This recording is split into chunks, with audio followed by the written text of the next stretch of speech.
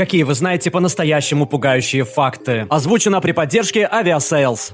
Среди всех живущих сейчас на Земле есть человек, который страдает больше, чем кто-либо другой. В мире прямо сейчас кого-то пытают. В 90-е годы я познакомился с одной женщиной. Моя подруга работала с ней в благотворительном фонде. Она была очень милой тетей. Я узнал, что у нее когда-то был ребенок, маленький мальчик. Он прожил всего несколько лет, потому что однажды, когда они с ним играли в саду, малыш подобрал улитку и лизнул ее. Не помню, сколько времени прошло с того момента, несколько дней или недель, но у него в мозгу поселились паразиты и сожрали его изнутри. Что страшнее, то, что обычные улитки способны сделать с вами такое, или то, что ваш ребенок может так быстро погибнуть из-за такой мелочи, сделанной в момент, когда вы резвитесь с ним в саду. Я никогда этого не забуду. Если во время беременности вы не получаете достаточного количества кальция, плод высасывает его из ваших костей, делая их хрупкими и подверженными остеопорозу. 25-летняя жена моего двоюродного брата потеряла все зубы во время беременности. И это несмотря на то, что она принимала витамины и так далее. All right, everyone's presentations are done. Nick, the manager, said as he tried to move the discussion forward. Excuse me, I haven't. I recently found out something. Nick interrupted me and began to speak. There's apparently someone in this department who didn't graduate high school and is just a part-timer. Meetings should be for employees only. Absolutely right. His lackey, Mike, of course, agreed with Nick. I'm leaving. After leaving the meeting room, I started to shut down my computer. I noticed that an email had arrived, not in my personal inbox, but in the company's shared email. Thinking, there's no point in speaking up, no one will listen, I went home quietly. The next day, I heard a commotion from Nick's desk. He was staring at his computer screen, his face pale. Nick? Is something wrong? Mike looked at the screen with him. And he turned even paler than Nick. Why is he so angry? Knowing the reason for Mike's distress, I thought to myself, serves them right. My name is Adam. My mother passed away when I was in the 9th grade, and I was raised by my father. Well, you could hardly call it being raised. After my mother passed, my father changed. He drowned his sorrows in alcohol, and though he still went to work, he squandered our living expenses on horse racing. Because of that, I had to start working part-time as soon as I entered high school. Every month, I went to the convenience store with bills in hand that couldn't be auto-deducted from my father's account. Even though I endured it because I didn't want to be alone, I reached my limit in my second year of high school and dropped out. I found a live-in job at a distant inn. Thank you for everything. The day I left home, my father, still staring at the TV, spoke. Take care. That was our last conversation. Back then, 18 wasn't the age of majority, so I needed my father's permission to work, and I couldn't hide my place of employment. Yet, my father never visited me even once. I kept working just to survive, and before I knew it, I was 42. Years of hard work paid off, and I was transferred to the headquarters.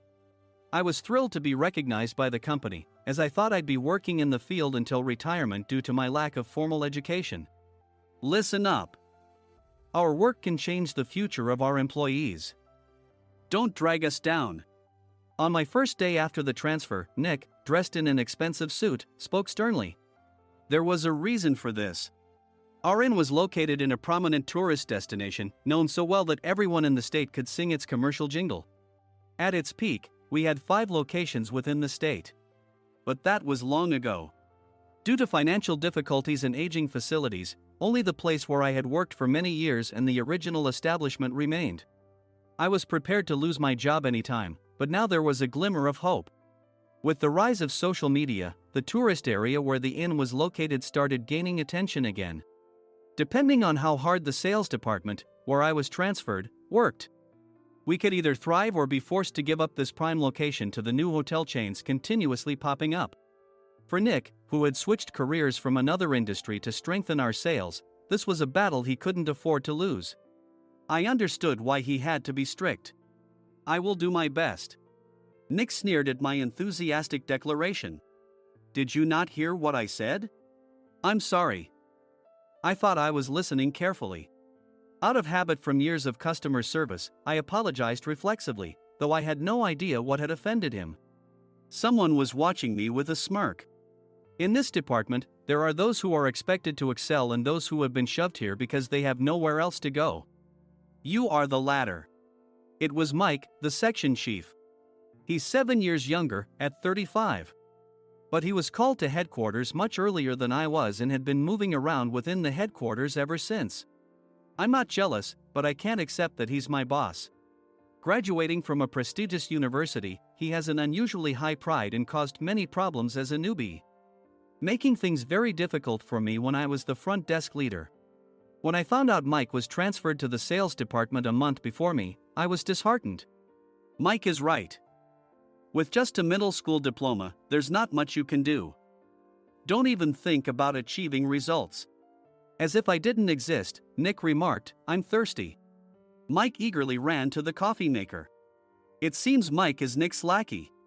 I regretted being happy about my transfer to headquarters, wishing I had stayed on site forever. Send a direct mail to every company on this list by the end of the day. Nick only assigned me tasks that even a new graduate could handle. What? There are over 1,000 companies. You want me to send to all of them by today? Yes, if you and your fellow misfits split the work, even those with nowhere else to go should finish by today. I glanced at the employees typing away expressionlessly. They were worn out from customer service, only thinking about leaving on time, or were women reassigned after having children, with zero motivation for work.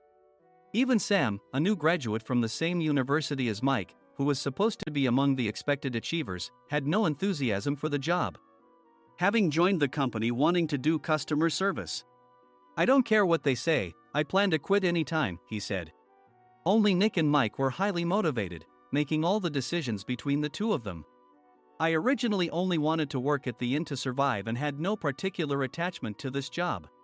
I swallowed my words, thinking I had no right to reprimand them.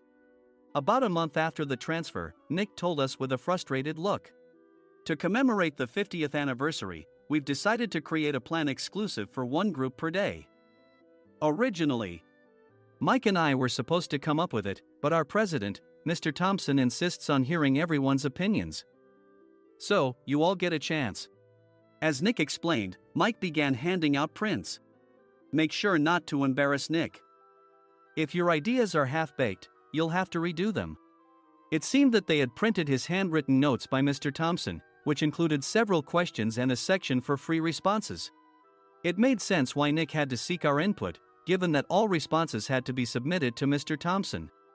We were given a week to think about it, and a meeting was scheduled to compile our ideas. My plan is to let guests enjoy both the old and modern America. Nick began the presentations. Guests would watch a master confectioner at a nearby traditional sweet shop make sweets in front of them. The welcome drink would be premium tea in a bottle. Nick's plan was certainly attractive. After his presentation, Nick called on us to present in the order we were seated. Just as I stood up for my turn. "All right, everyone's presentations are done." "Excuse me, I haven't. I recently found out something." Nick interrupted me. "There's someone in this department who didn't graduate high school and is just a part-timer." He was likely talking about me. I joined the company as a part-timer and was made a full-time employee when I turned 20.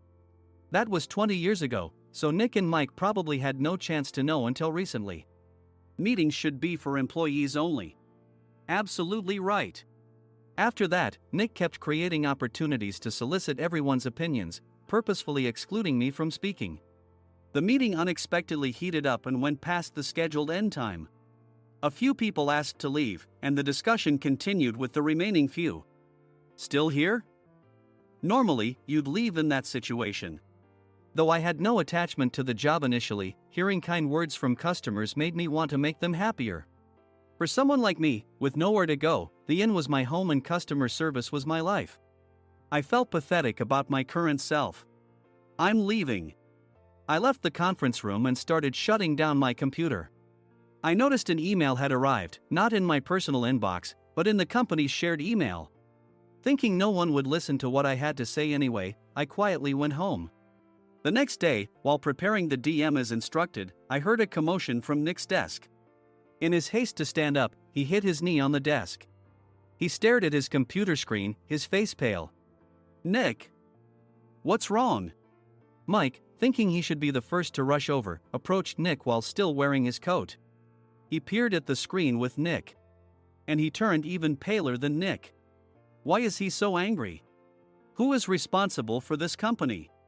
Nick, more irritated than ever, asked, and Mike answered without checking. Probably Sam. Sam wasn't there because he was attending a morning training session for new hires. Nick gave up on getting angry and returned his gaze to the screen. They were looking at an email that arrived right after the end of the working day yesterday. Apparently, no one, including me, had checked it before leaving. The email was from a large company that used us for their annual employee trips. The president and executives of that company also frequently used our services personally. President of the company, Mr. Mason himself, had declared that neither he nor his company would ever use our services again. Well, some companies cancel their employee trips or stop using our services due to financial struggles. Let's just move on. Mike kept wiping the sweat from his forehead with a handkerchief. Knowing why Mike was so agitated, I quietly watched their interaction. Do you know how much revenue we get from that company? We can find other guests to fill the rooms, but we'll lose the banquet costs, gift shop revenue, rental car fees, and more. Moreover, the gifts were supposed to be prepared by the traditional confectionery shop involved in Nick's proposed plan. If it's known that we incurred such a huge loss at this critical time, Nick's position in the company would be jeopardized. Nick took a deep breath, seemingly trying to calm himself. All right, Mike. Go to New York right now and apologize to Mr. Mason. What? You're coming with me, right? I have urgent work to do. I trust you, which is why I'm entrusting this to you. Please. Mike, believing Nick's sincerity, agreed with a determined look on his face, saying, yes. That's Nick for you. Even if Mike went to apologize, Nick would shift all the blame onto him if the client didn't change their mind. Well, it was Mike's fault to begin with, so it served him right. About 3 hours later, Sam answered a call from somewhere and repeatedly apologized, saying, I'm very sorry. Everyone watched to see what was happening. After ending the call, he informed Nick with a weary tone. When Mike arrived at the client's company, he only made things worse, further infuriating Mr. Mason. He was demanding, get his boss here immediately. It was no wonder Sam was exhausted, dealing with such a call right after returning from training. What is that idiot doing? All right, Adam, you're coming with me. If sacrificing Mike didn't work, then I must be next. Normally, I'd want to refuse at all costs, but I saw an opportunity in this situation. If I can be of assistance, I'd be happy to join you. I obediently followed Nick, and we flew to New York. When we introduced ourselves at the reception, it became clear how serious the situation was. As the receptionist personally escorted us to the president's office. Angry voices leaked through the door, making both Nick and me uneasy. Excuse me. I'm Nick, the supervisor. I understand my subordinate has caused you trouble, and I deeply apologize. Nick, with his experience in the corporate world, knew enough to offer an apology before excuses. However, his customer service skills left much to be desired. I sighed as I saw Mike trembling like a small dog in the corner of the room. What kind of training are you giving your subordinates? Mr. Mason glared at Nick with a red face. The intensity of his gaze made even Nick take a step back. Regrettably, I joined this company only 2 years ago and was unaware of Mike's issues. I should have identified his shortcomings sooner. Indeed. I should have realized sooner. No sensible person would come to apologize and then give a lengthy presentation on the drawbacks of not using their in. Nick froze, his mouth slightly open. Suspecting the worst, I picked up the documents that had fallen to the floor. It seemed Mike hastily prepared these documents on the plane, listing the disadvantages. Disadvantage 1: if you change the venue for the company trip, employees might suspect it's for cost-cutting reasons, leading to a negative impression. Reading it aloud half-jokingly, Nick snatched the papers from my hand and checked the contents with a furious expression. Among the stack of documents was a receipt from a nearby convenience store's copy machine. I felt a pang of dread, hoping he hadn't shown the receipt as well. What do you think he said when I asked what kind of nerve he had to do this? I'm very sorry. Faced with the dire situation, Nick must have thought there was nothing left to do but apologize. In a voice smaller than I'd ever heard from him, he uttered words of apology. He said, I'm a Harvard graduate. I don't believe I said anything wrong. Mike. What have you done? Forgetting his plan to pin the blame on Mike, Nick yelled loudly, even in front of Mr. Mason. I didn't do anything wrong. You're still saying that? Look at him. Mike pointed at me with a shaking hand. I was assigned to headquarters in my 20s and now I'm a section chief. This guy only made it to headquarters at 42. Everything I've done proves I was right. So why are we losing the contract? Having said his piece, Mike collapsed to the floor. Of course. You were sent there because you had nowhere else to go. Mike never expected to hear such words from someone he looked down upon. He lunged at me, and Nick hurriedly stepped in to stop him. Mr. Thompson told me Mike is a quick thinker, and to take good care of him. There's no way he was pushed aside. Don't make things worse here. He didn't say quick thinker, he said only quick-witted, didn't he? I don't remember that part. I recalled the many troubles Mike caused when he was a newbie. When Mike was on the front line, his pride was so high that he never apologized to customers. Customer service, especially in our job, doesn't work alone. It brings both good and bad situations. If the front staff or housekeepers made mistakes, or the cleaning company didn't properly clean a room, one had to apologize to the customers regardless of personal fault. Mike, in such situations, would never apologize, insisting he wasn't at fault. This often angered customers, and as the front desk leader, I frequently had to apologize on his behalf. He caused complaints and disrupted operations, which is why he was quickly moved to headquarters. In departments where he didn't interact directly with customers, his quick thinking was beneficial and things went well. But it seemed his flaws were starting to show. Corporate reservations are supposed to be entered into the system by the sales representative. But a quick check yesterday revealed that more than 10 items were missing from the client's reservation. The handover document clearly stated what needed to be prepared. Why didn't you enter it into the system? Why do we have to give them special treatment?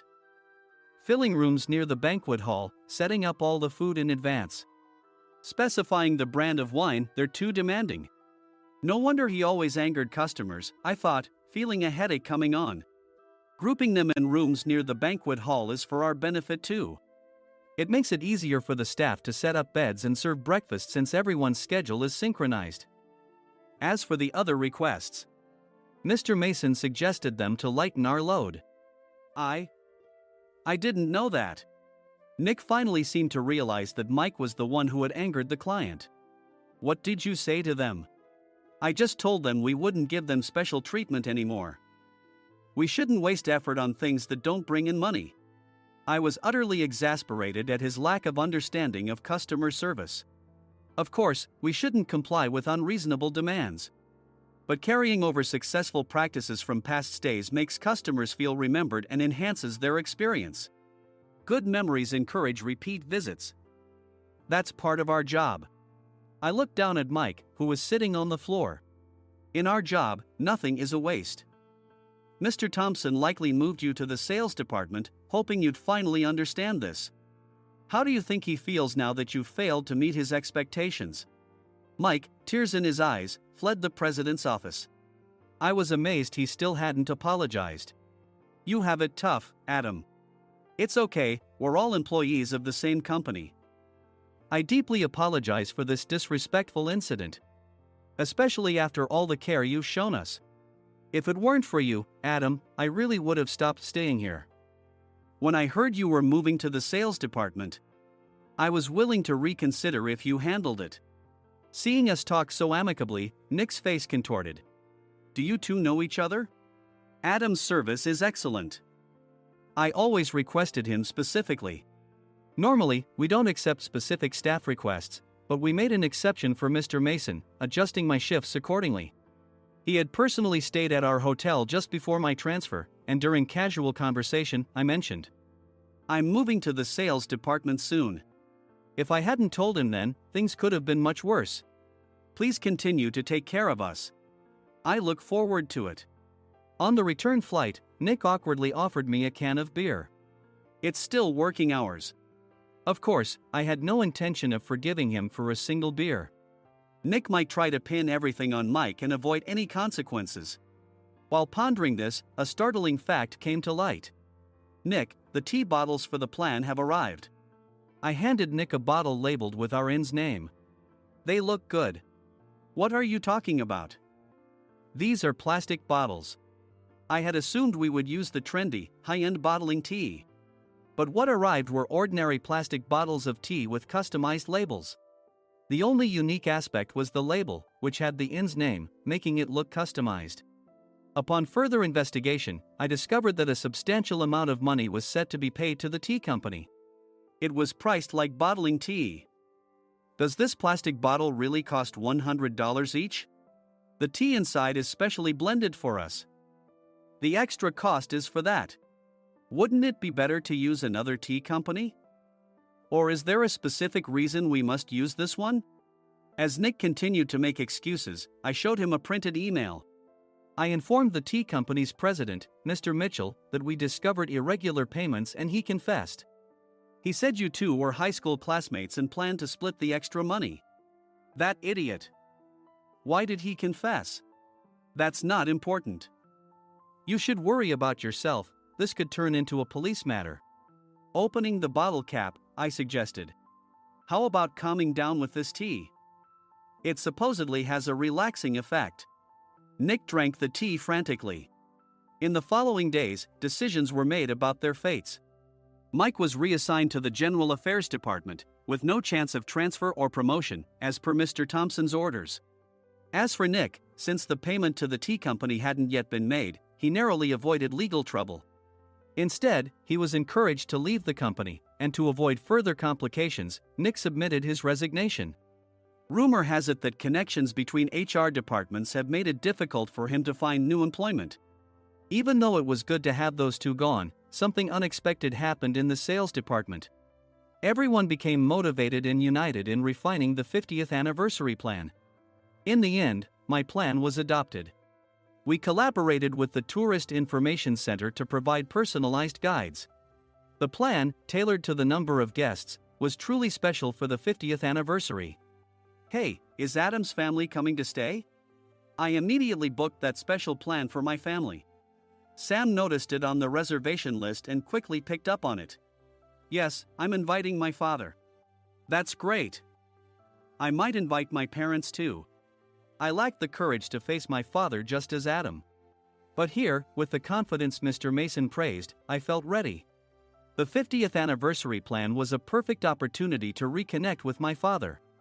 I hoped to bring back the days when we could laugh together as we once did.